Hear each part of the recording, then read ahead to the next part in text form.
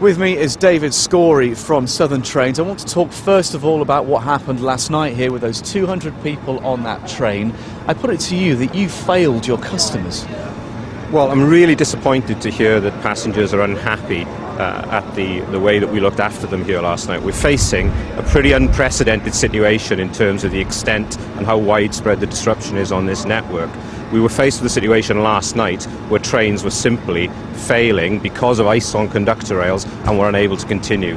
So we needed to make a decision and think on our feet about how best to accommodate passengers who would be stranded in the middle of nowhere. But those people, there were families there in the cold. They were being told on train announcements that there were pickpockets in the area. I mean, it's not really on, is it? You didn't manage to find them any warmth or any shelter. Well, the plan was, and we had managers and staff here overnight trying to look after these passengers. The plan was to stable the trains here at Victoria, to keep the heating on. We did manage to provide refreshments. We provided hot and cold drinks and some sandwiches to the people on those trains.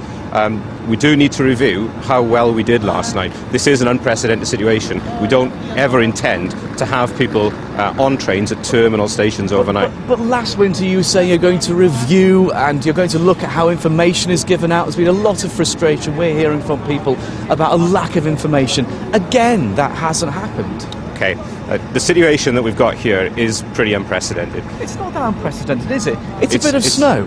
It is very different to the situation we faced last year. What's happening is the conductor rail that supplies the electricity to the train is at ground level. We had a very rapid snowfall with very low temperatures, and we've got a build-up of ice on the conductor rail. In those circumstances, trains are not able to pick up power.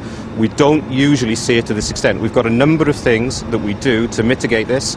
We run de-ice trains with Network Rail run those. We run ghost trains overnight, and normally we manage to keep on top of this situation.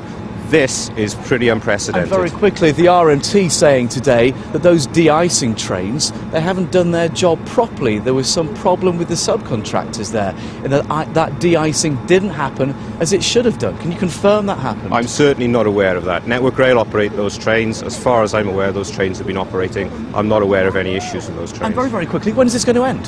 Well, what we're doing is working right throughout the night. Myself, my colleagues and our staff are working really hard. We're trying to put a plan in place to prove the network so that we can try and operate trains tomorrow. Tonight is going to be very challenging. Okay. We'll have to leave it there. David Scory, thank you very much. Back to you, Liz. Mike, thank you from Victoria.